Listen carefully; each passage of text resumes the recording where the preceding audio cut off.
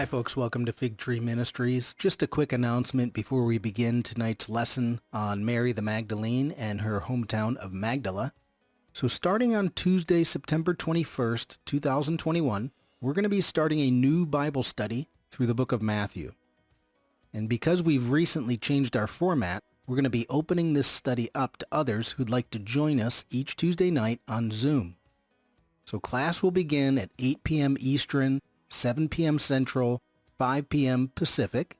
And for more information on the class and how to sign up, you can go to our website, figtreeteaching.com.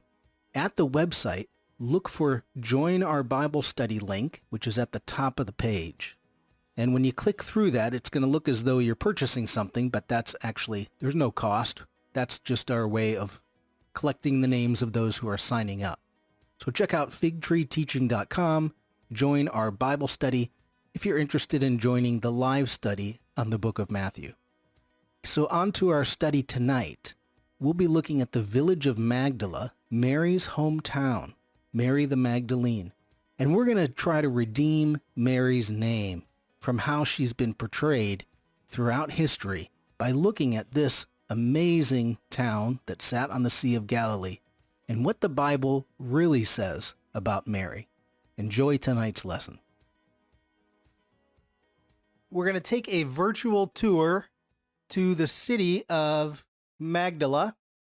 Okay, so you've seen this picture before. It's the village or the city of Magdala. And we're going to take a little tour around the city of Magdala. For those of you who have been there, this will be a little refresher. For those of you who haven't been there, it's truly one of the gems in Israel today. And what's so cool about it is 20 years ago, you would have never seen this. So we'll talk a little bit about the archaeological work going on there and the excavations. But we'll be at Magdala. It's the Sea of Galilee, part 21. So we ended on a number that is divisible by 7, if that means anything, as we finish up our series on the Sea of Galilee. And today, it's going to be a combination. We're going to talk about Magdala, but then we want to talk about Mary the Magdalene, because this is her hometown. And God willing, we will redeem Mary's name in a way, because as we'll see throughout history, we've said that she was a prostitute, and that's never described anywhere in Scripture. So, well, I'll show you where that likely comes from. But we'll do a little bit of redeeming of Mary's name and then talk about what may have been her sins, at least how modern scholars are looking at it after looking at Magdala. Okay, so this is the synagogue at Magdala. This is a 1st century synagogue in Galilee. And that's really important. It was discovered in 2009 as they were building that building. That white building behind it is now a conference center and hotel. And they were building that building and discovered the synagogue. What makes that so critical is for a long time, in fact, speaking with one of my instructors, he said back in the 70s, many seminaries in the U.S., they said, look, when you see that word synagogue in your New Testament, well, there probably weren't any synagogues. It was probably added later. This was the way that seminary professors were thinking.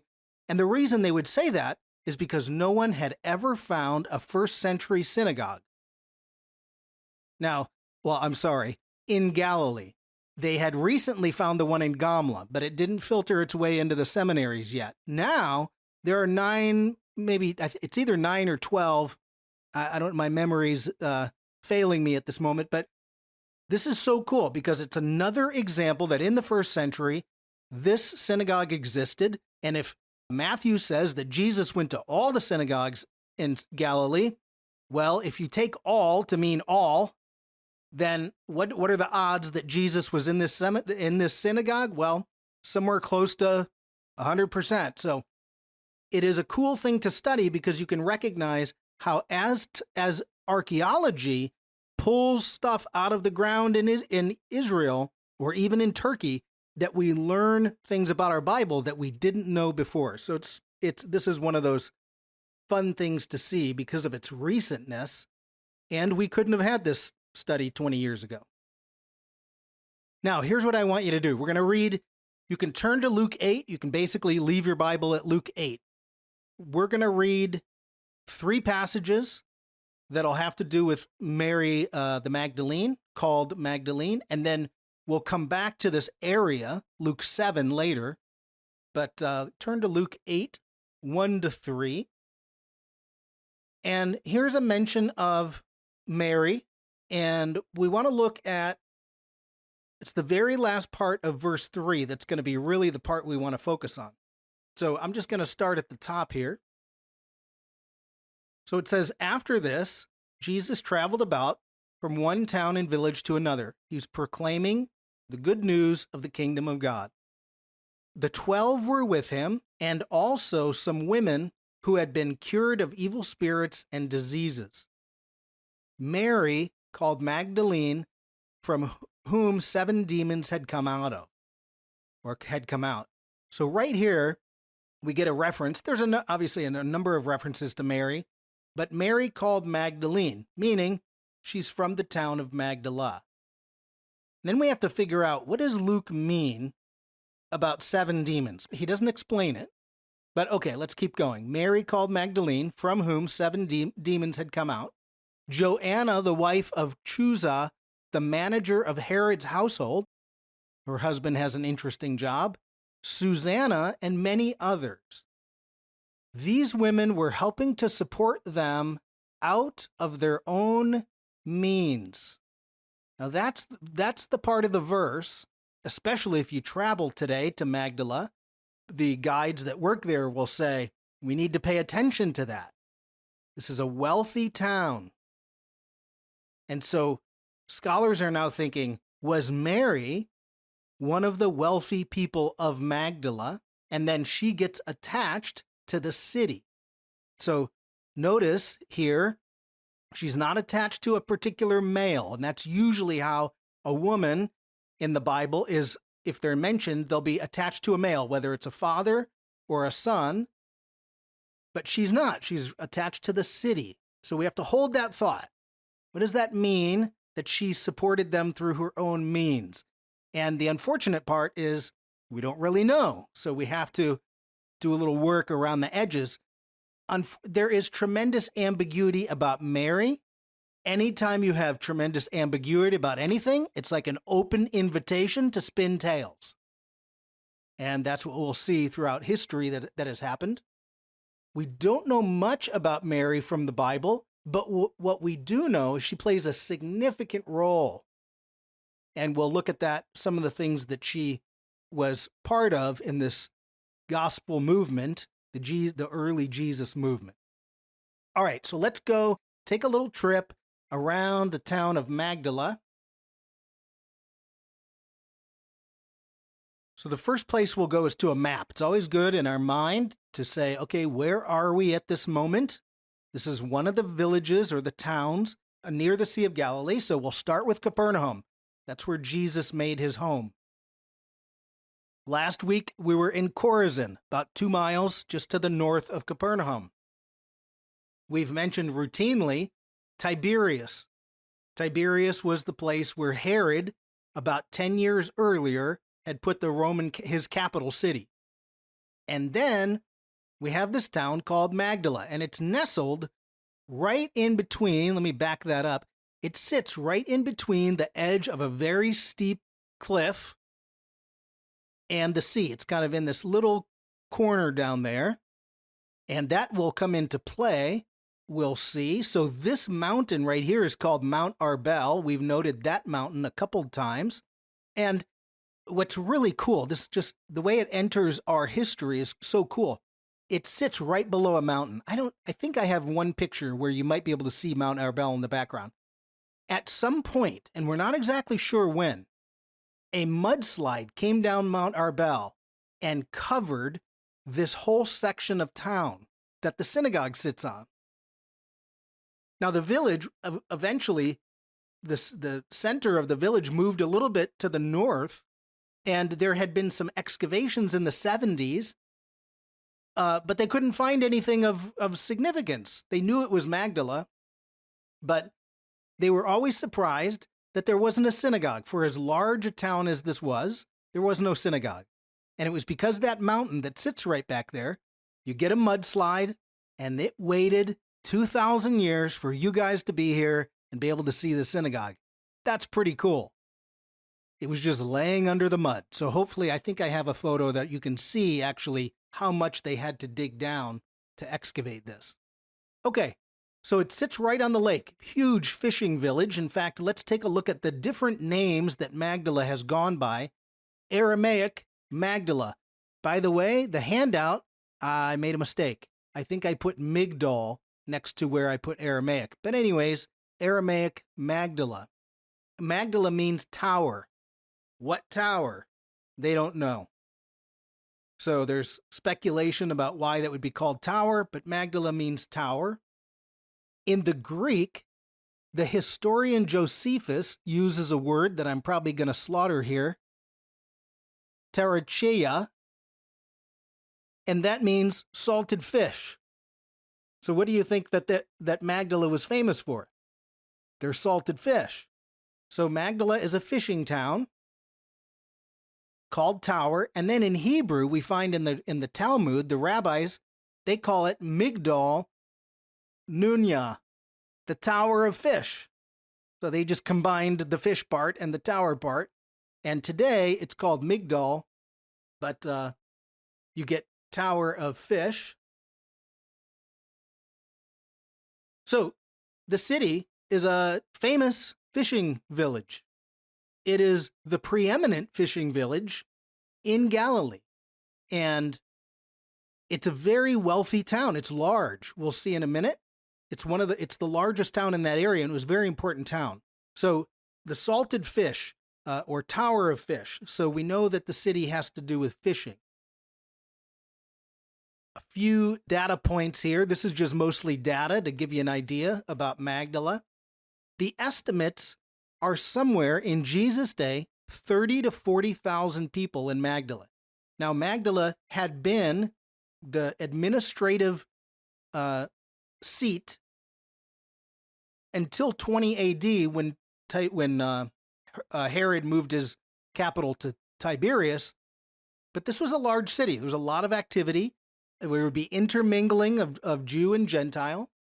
So they estimate 30,000 people. In fact, scholars, they found this synagogue. Scholars are a little bit amazed that there aren't two synagogues with a population that large. It's a wealthy city. I've mentioned that, and I will say it over and over. Their wealth comes from the distribution of salted fish, the sardines. They become like, I don't know, power bars, Cliff bars, whatever you think might be something that you carry as a little snack food in your bag that if you need some energy along the way. These fish were distributed all over the Mediterranean and well known. So I'm going to give you a list of ancient sources that mention Magdala. Now, I didn't put this on your sheet. There's a naturalist named Pliny the Elder. Pliny the Elder writes about Magdala. Now, he writes about all things in nature, but he brings up Magdala. You have Cicero, Suetonius, the historian, Strabo, the geographer. They all mention Magdala. Now, these are Romans, and the bottom three mention it because they're famous for their fish. Now, if you think about this, it's just like Silicon Valley today. Silicon Valley is a small little place geographically that distributes widely to billions of people around the world. Facebook, Google, Apple, they're collecting money from all over the places flowing back in towards this little geographical area. That's what's happening with Magdala. You've got a natural resource like fish that reproduce themselves that you distribute to all over the world, and that means all kinds of money from outside your little geographical area come flowing in. So you've got excess wealth. So they're wealthy. And that actually comes into even the rabbis comment about their wealth. So it's a wealthy place.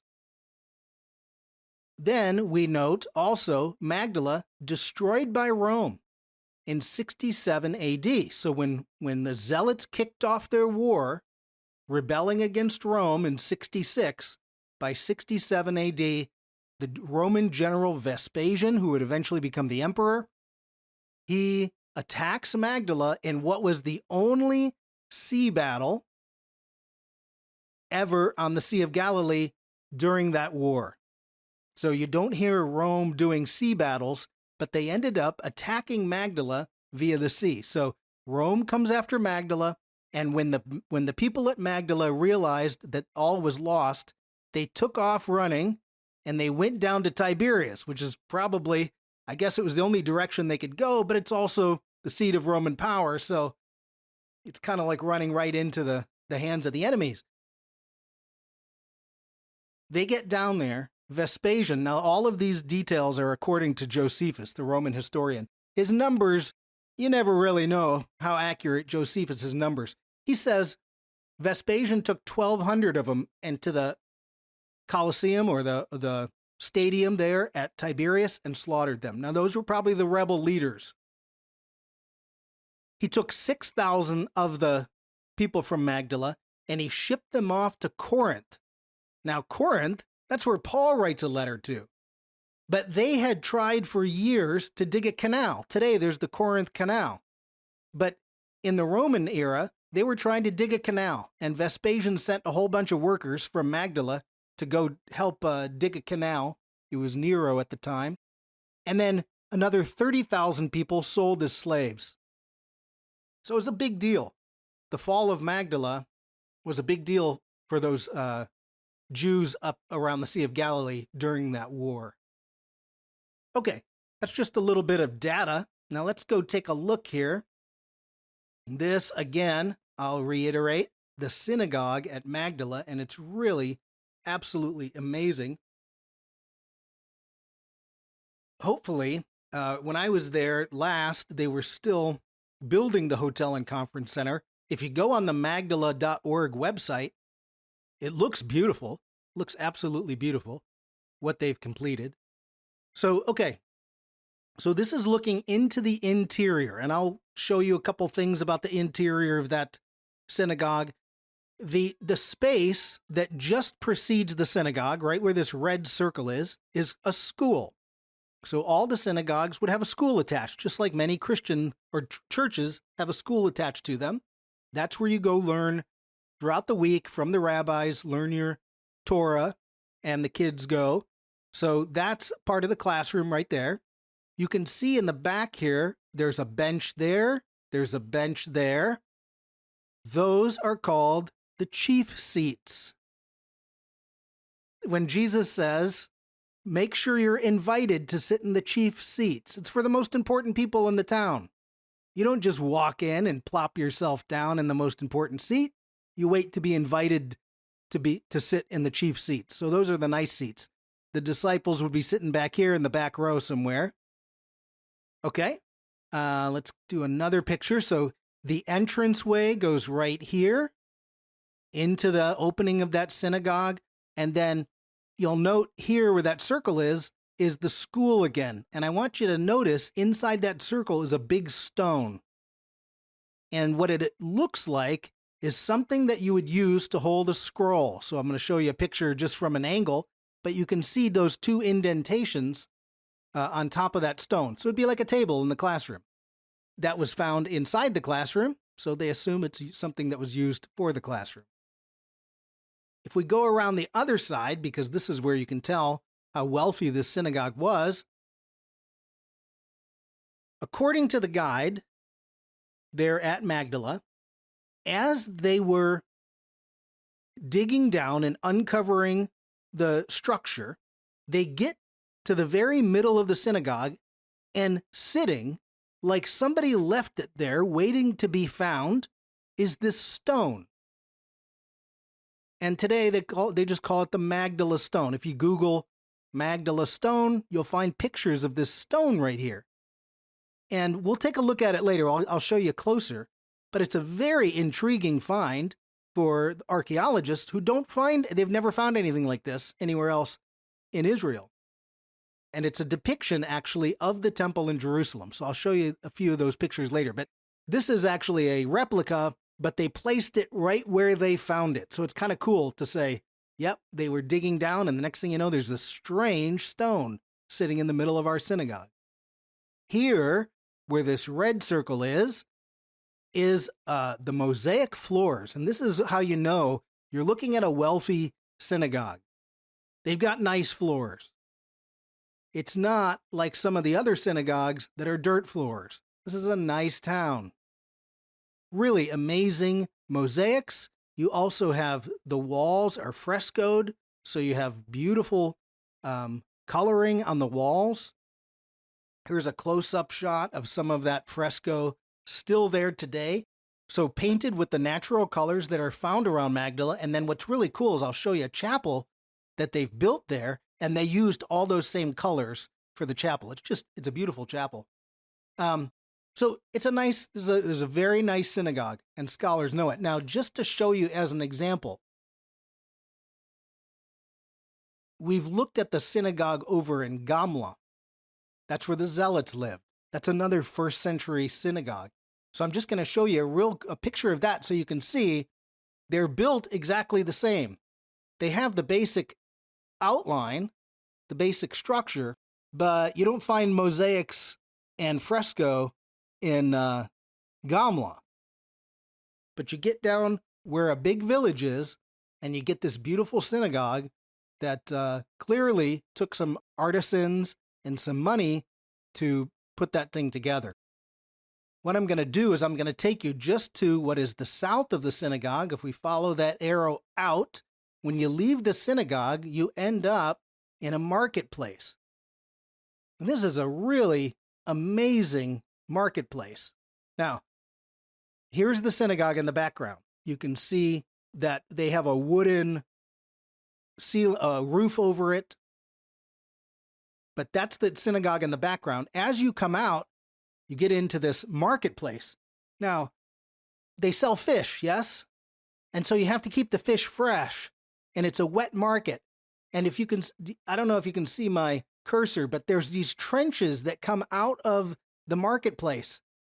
They have fresh water. They engineered fresh water to come out of the springs and to go around to all the shops that needed fresh water.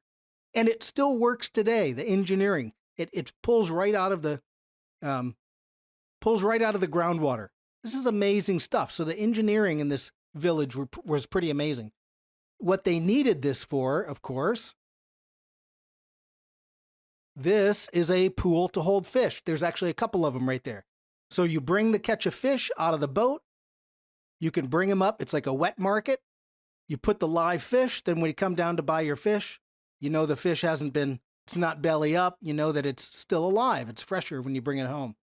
So these would have been filled with water that would have been naturally flowing through the marketplace. Again, it was an engineering feat. If you go a little further to, it would be towards the top of that photo, you get into an area that is very wealthy. These are very wealthy homes, and it looks like a religious enclosure, and I'll show you that in a minute. But you can see on that photo, again, you have mosaic tiled floors.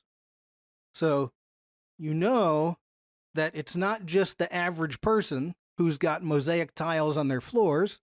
It's the wealthy that have nice floors. So that's mosaic tiles. And then in this area, what they found is 4 mikvahs, mikvaot, plural. And these are ritual baths. They're built right over by the wealthy part of town. And what's so cool about them, let me go to the next slide, take this away, is a mikvah. If you don't know, mikvah is ritual bathing. Before you go into the synagogue, you're going to go into the waters, you're going to immerse in the waters, and you're going to come out. And that's the representative of the ritual bathing that would take place prior to going into a holy area. The synagogue at Gamla has a mikvah. There are there are many mikvahs around Jerusalem. As the pilgrims come in, they walk through the water. Now, what's really cool about this, you can see that there's water in the bottom of that mikvah. And they built these mikvahs into the groundwater so that they fill them by the natural groundwater. I mean, these are engineering feats. They had never found a mikvah like this in Israel. So this, by the way, is probably our precursor to the baptism tradition. It's a cleansing, an immersion by water. We use baptism in a different way as our sacrament, but it would come out of this context that we get baptism. So let me show you. Here's another picture of one, and you can see there's an opening. The water, depending on what time of year, those mikvah will fill up and then decline as the water table moves. You can also control the water. So someone would come in, they would descend these stairs. Normally, that whole thing would be filled up. There's no plastering to try to hold the water. It simply moves the water in and out. And the reason this is so important is when you go to do your ritual cleansing, you want living water. Living water is water that was moved there on its own accord.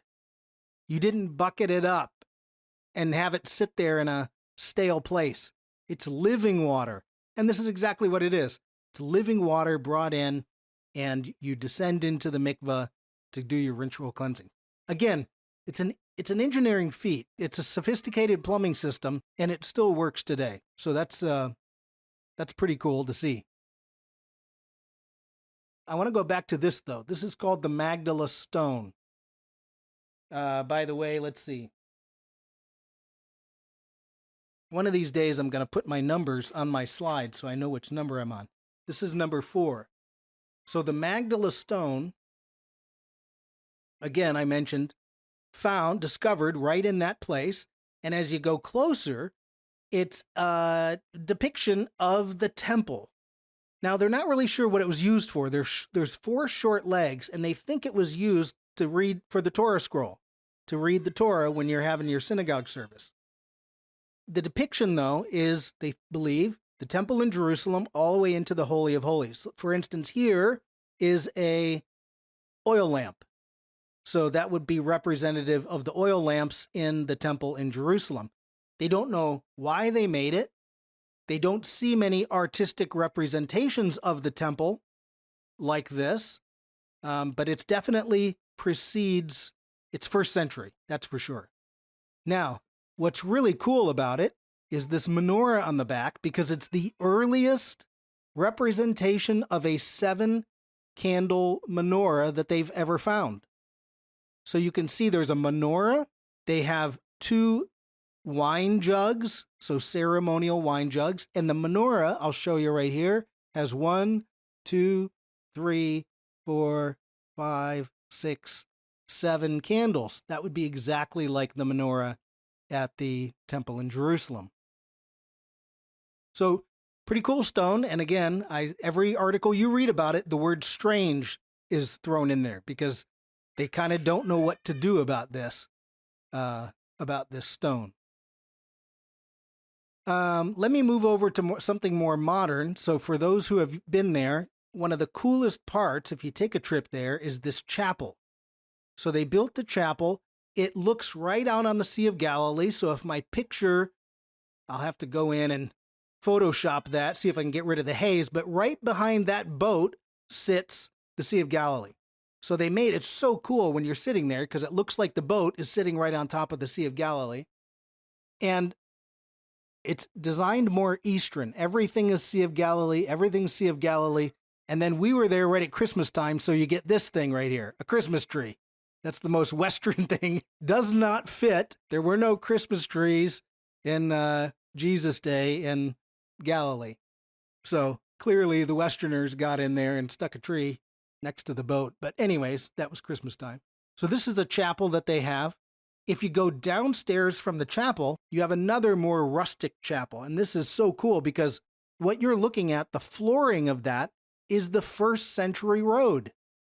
They took all the stones, they marked them, they labeled their positions, they lifted them up, they built all the building, they put the stone back in. So you're standing on the exact stones that we assume if Jesus is walking from the shore to the synagogue, that he would have walked right through down that road. So today it's a chapel. What everybody loves about this chapel shot, or the going into that chapel, is you're on a first century road, and the idea is to have an encounter with Jesus. So that painting you see, big painting on the wall, is called The Encounter. And that's a painting that's depicting the woman who, as Jesus is walking down the road, she gets into the crowd and touches the fringe of his garment, the tassel, and is healed from her bleeding issue. So that giant painting is on the wall down there. It's a very cool painting. Okay, that's the downstairs one. And then the grand finale, which is, again, they've designed Magdala as a center. Everything honors women of the Bible. They have a women's symposium every year there at that hotel. And so right outside the chapel, you can see the chapel in the background with the boat.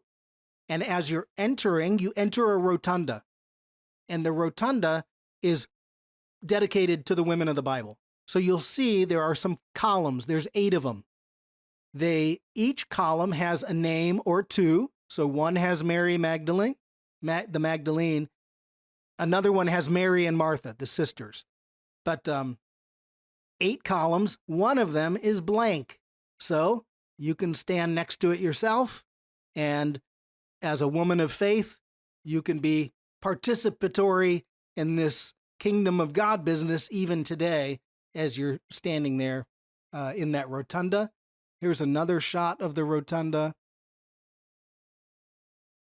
And you can see all those colors, same colors that were on the fresco from the synagogue. And then off the rotunda, you get these small chapels. So here is a chapel for Mary Magdalene. And if you go closer on the picture is her encounter with Jesus. Now, it's very hard to see. The picture is intended to be divided in half. You can see there is almost like a chasm between Jesus and Mary. It's difficult to see, but she has 1, 2, 3, 4, 5, 6 demons on her back, and then a snake that's still got the tail in the arm that's coiled around this tree. And the artist tried to make everything on the Mary side look like it was dying. And then as you cross over to Jesus, you get these flowers that show up. And that's representative of the new life that comes as she crosses that chasm over to Jesus. Anyways, that was just the way that the artist is depicting it, but it shows at least those demons. So let's talk about Mary. Now that we've that's at least the highlights of the Magdala tour. There's much more, but most of it just looks like stones. So let's talk about Mary of Magdalene now. So Mary the Magdalene. Why is she referenced with her city, right? That was one of the questions we have. So a couple things about Mary. We know she's a follower of Jesus. Now, she's not called a disciple, but she's a follower of Jesus. She's the first witness of Jesus post-resurrection. I mean, that's a huge, it wasn't Peter, it wasn't John, it was Mary that Jesus appeared to first. And then she's finally given a mission to proclaim that Jesus has risen to the disciples. So she's the messenger who's first bringing the good news.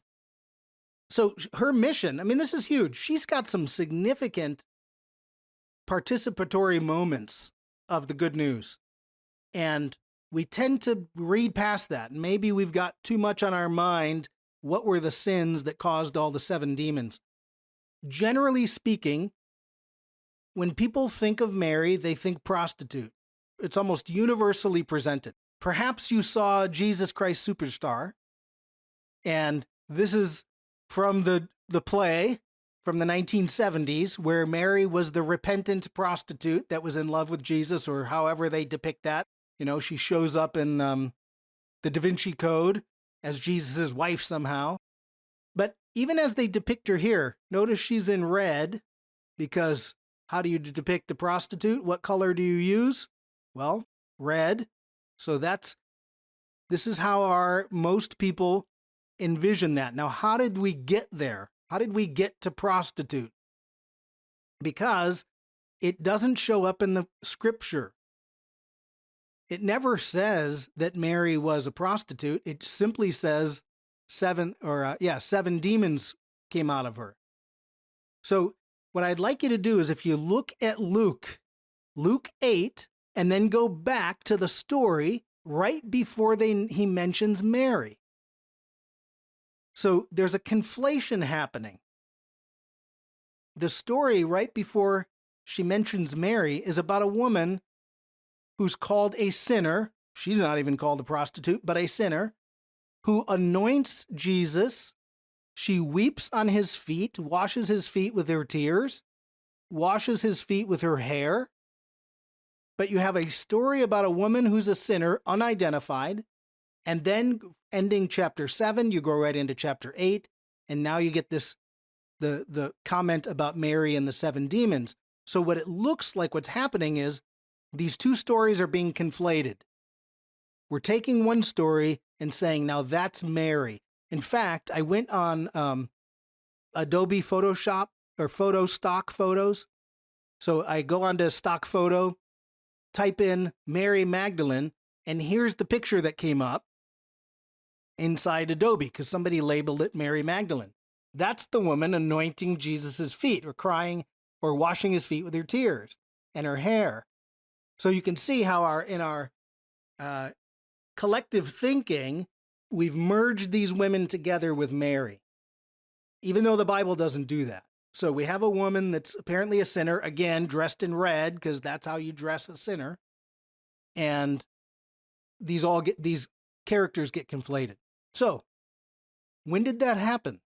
Well, it appears in the year 591. In 591, Pope Gregory I gave a sermon. You can read it online if you Google Pope Gregory's sermon on Mary, where he says, essentially, he doesn't come right out and say that she's a prostitute, but he says, essentially, it's the height of all sinning. The oil that she uses to anoint Jesus was the same oil that she used in her sensual acts. So he's essentially proclaiming that she's a prostitute. But starting in 591, that goes forward because he's the Pope. He just declared it.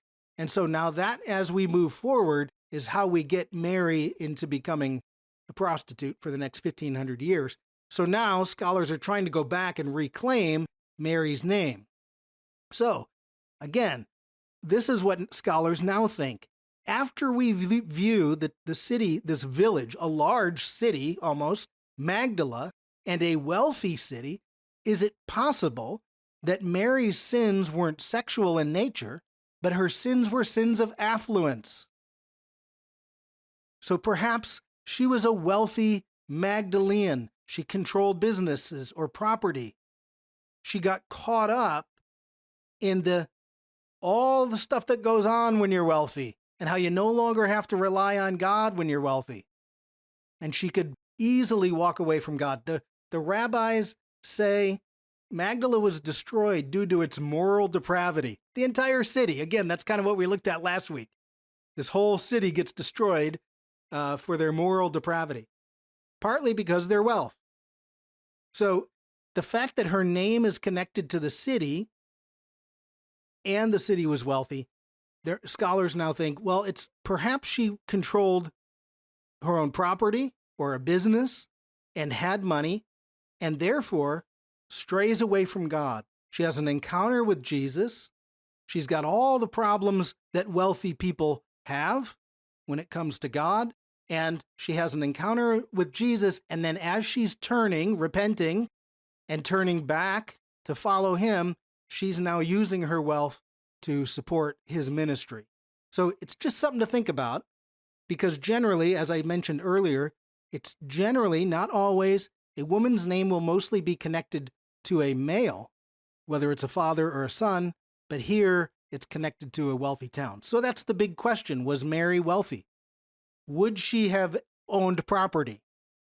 Now, we'll finish with this because I had heard somebody, a scholar, talking about Mary being wealthy and basically said, no, she couldn't have owned property because women weren't allowed to have property. And it reminded me of something that comes out of Scripture, because the Bible does say that women are allowed to have property. And it's something that most of us would never know because it's at the end of the book of Numbers, and you try to read the book of Numbers, you give up on chapter 3 or something. I want to show you, could she have owned property? Could property have been passed down? Perhaps she's a wealthy family. She doesn't have a husband yet, but she's wealthy. So I'm just going to read this, but you can go back and read it at some point in time. This comes from Numbers chapter 27, and it's a story about a guy named Zelophehad. And Zelophehad had 5 daughters. And this argument is going to come up, 5 daughters but no sons. So an argument is going to be presented to Moses. Moses is going to take it to God, and God's going to answer, are the women allowed to have property? That's the question.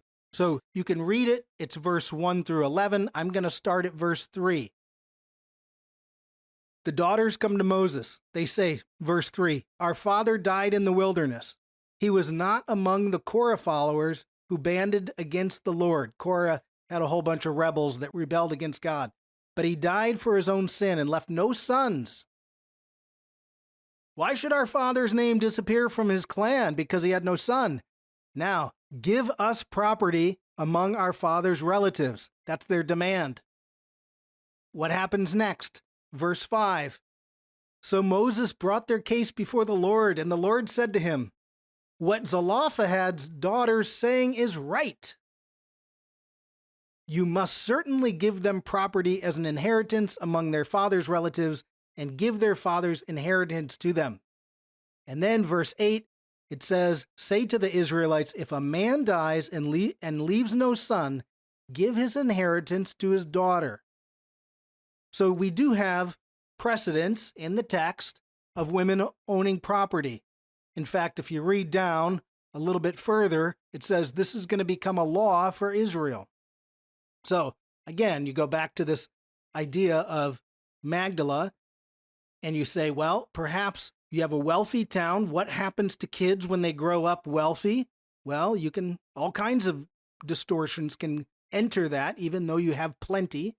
So was Mary wealthy? We go back to that last verse. The women were helping to support them out of their own means.